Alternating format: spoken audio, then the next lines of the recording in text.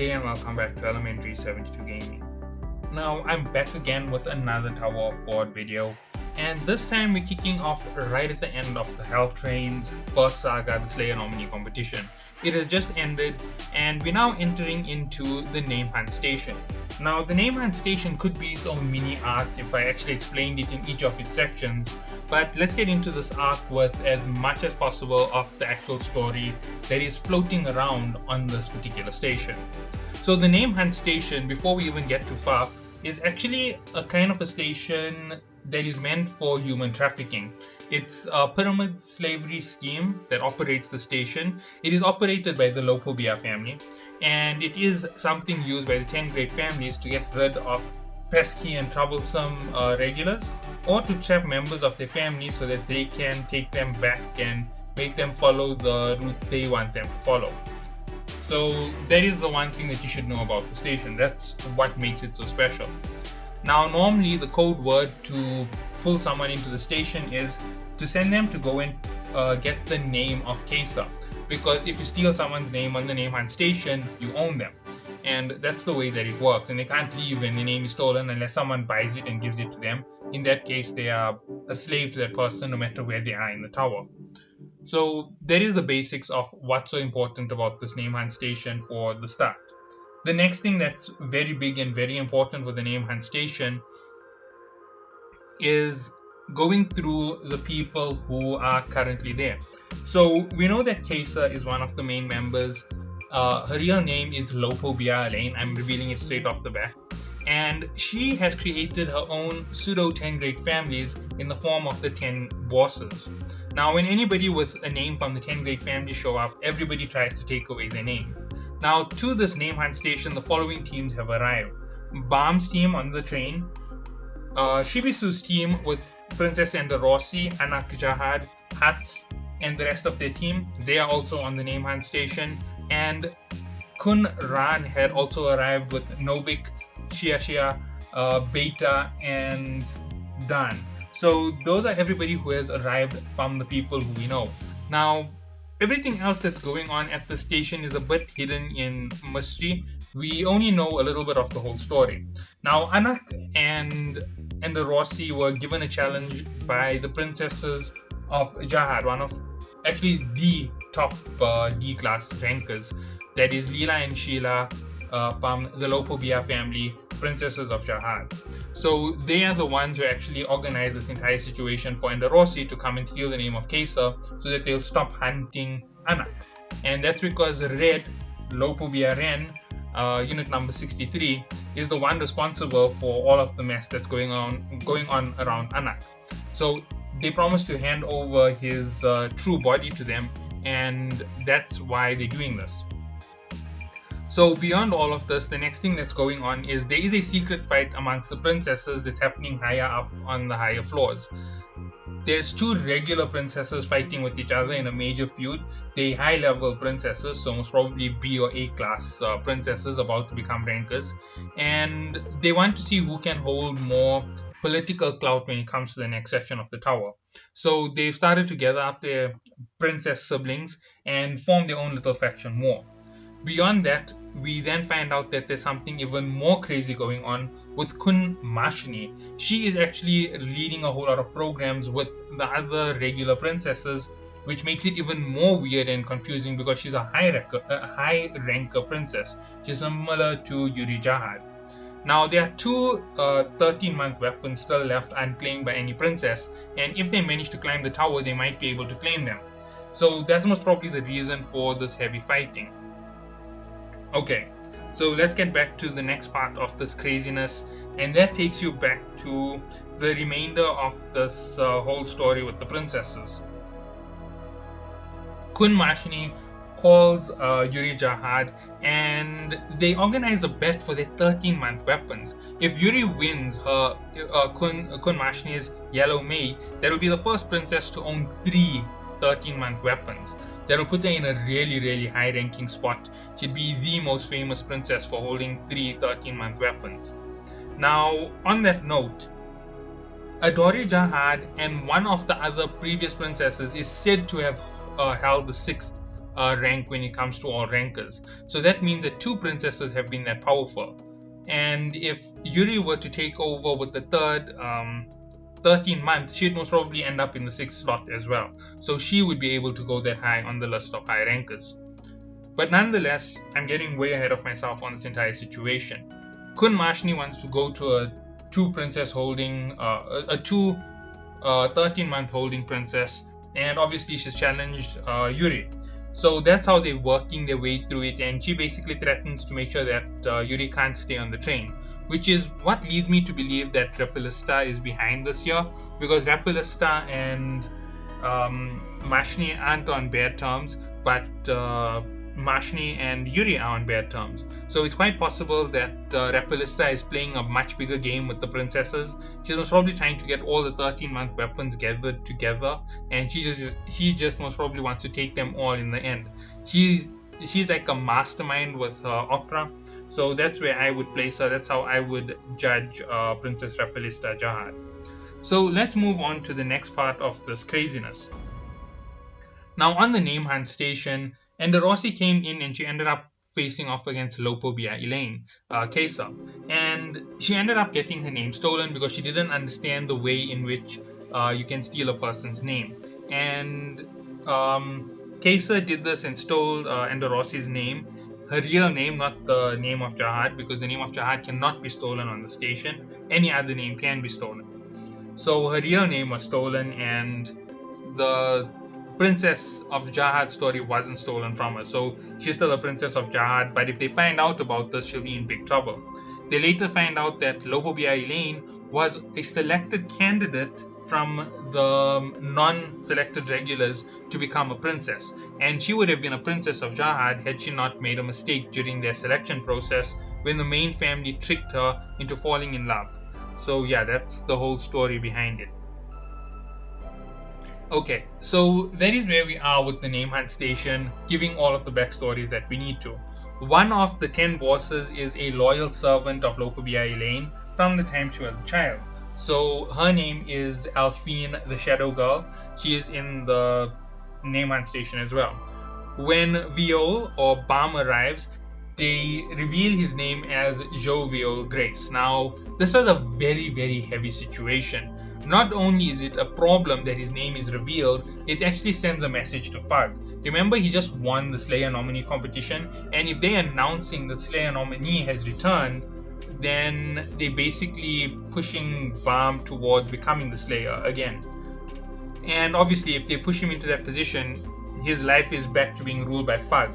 And it's going to be a different position because this time it's a willing acceptance of the position instead of a forced acceptance. Entering the station like this here causes a little bit of problems for Balm, and Balm is a little bit upset about it, but nonetheless we don't see any type of reaction from him. They go on the station, they move around, they fight a little bit here and there, and immediately what happens is Shashia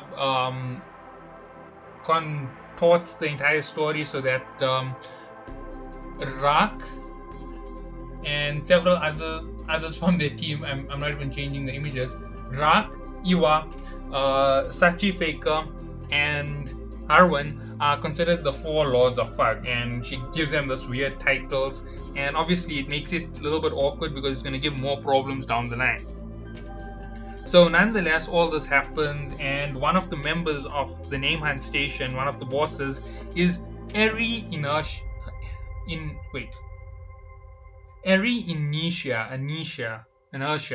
I'm not sure how to say his name. As you can see, I'm struggling with giving his name. But nonetheless, he ends up fighting against Rak. Iwa and the swordsman Changhua end up trying to interfere.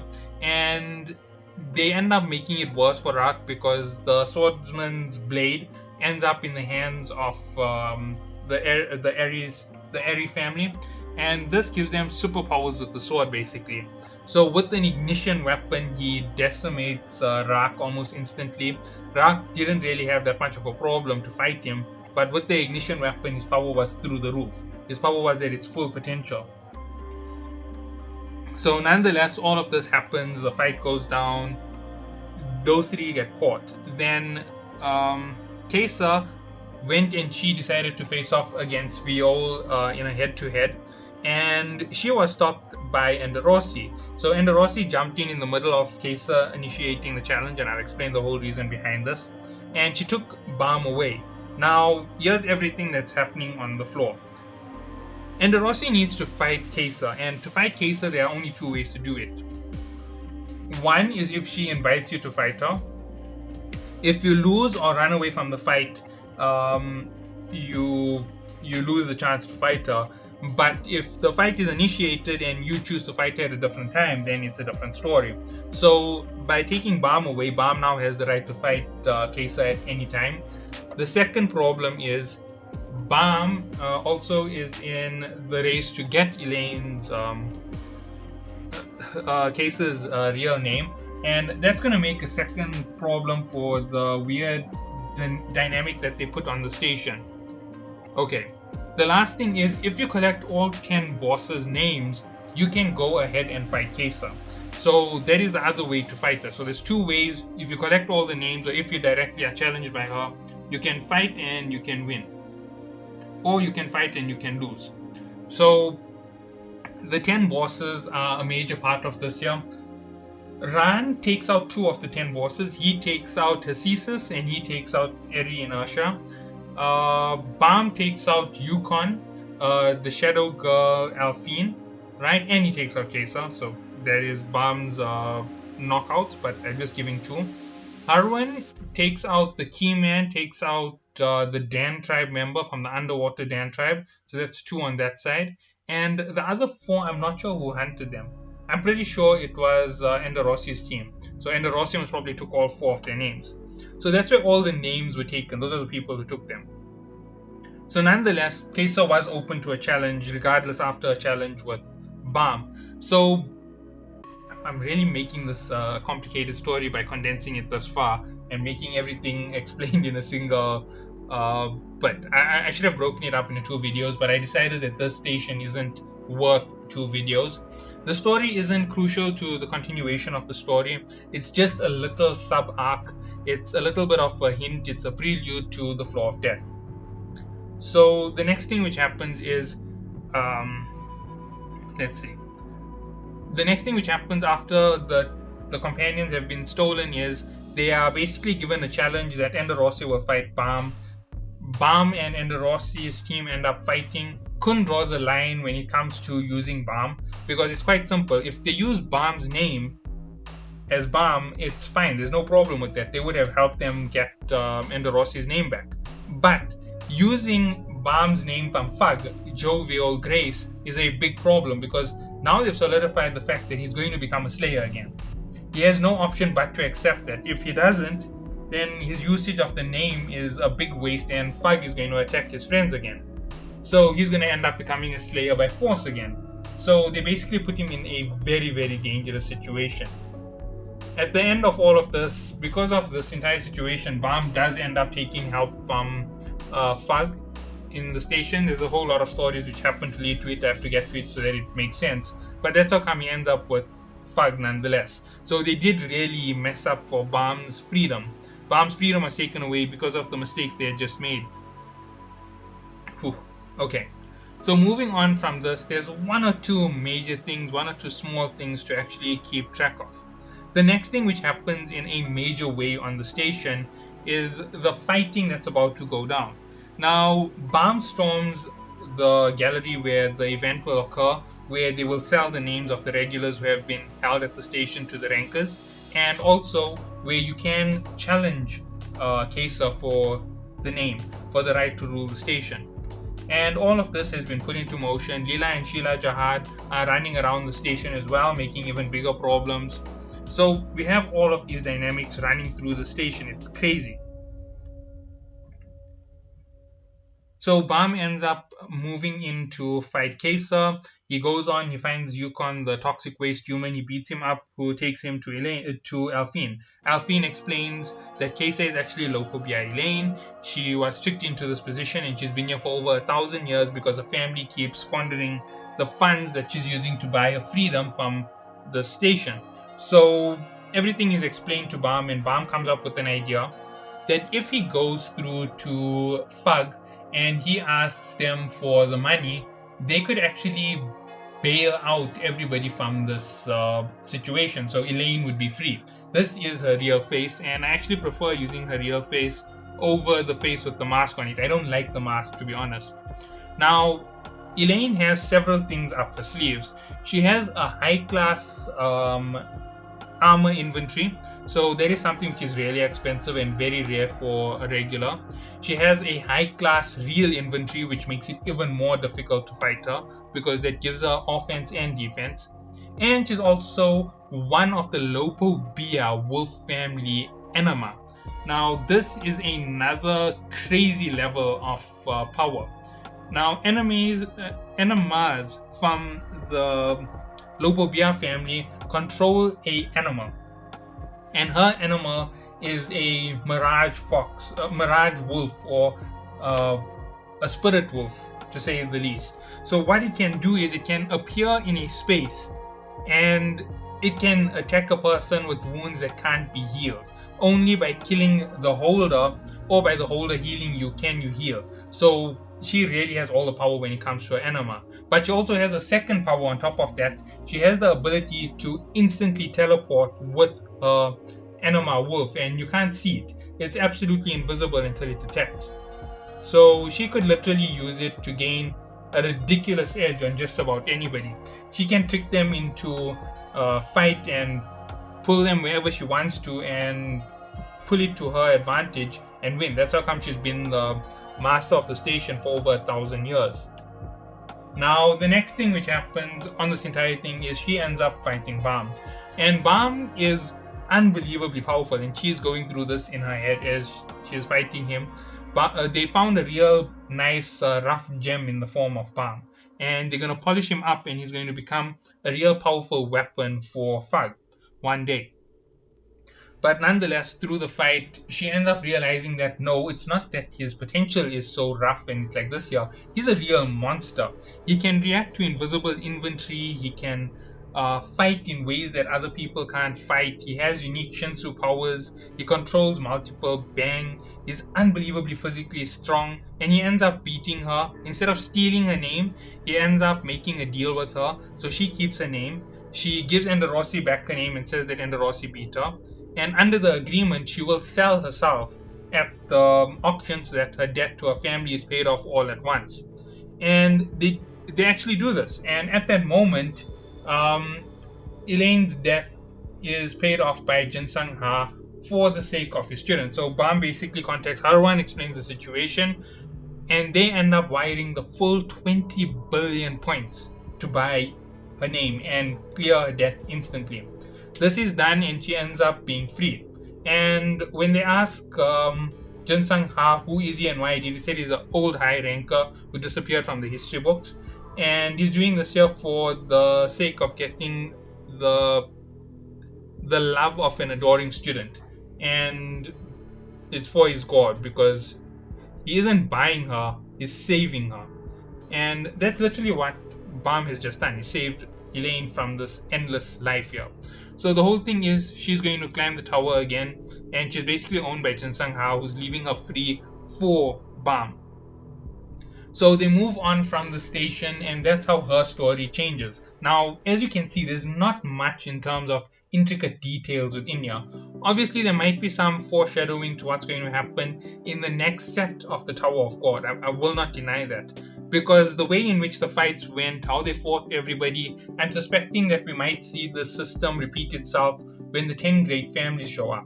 Some of them are going to be highly difficult. Some of them are going to be fighting, but not really on the side of Bam. Some of them are on the side of Jahad, but because they want to see him become his old self again. All of those things are going to come into play when we get to see everybody show up for the final battle with Jahad. And I think Jahad is going to take the place of Elaine, and for some reason I don't think Bam is going to kill Jahad. I think he's going to spare him and climb the tower with him. Now, I'm just saying that there because I see it as foreshadowing. It's something that you will find a lot with writers. They tease to the ending before the ending ever arrives. That it's not going to be as clear cut as possible, and the fight won't follow the same sequence, obviously. there's obviously going to be some disadvantage that Bam is going to get hit with in that fight, and he's going to find some miracle to overcome that weakness in the middle of battle. So we know that's coming up, and we know that that is something that's been foreshadowed. Now, since Jin Sung Ha purchased the name of Kesa, he gave it to Bam and Bam gave it to Yuri. That means that Yuri is now accompanying them to the Floor of Death. And the next episode, believe it or not, is the Floor of Death. And the Floor of Death is very important in the story for Tower of God, because this is where we finally get to see Yurick Mizuno use some semblance of his strength.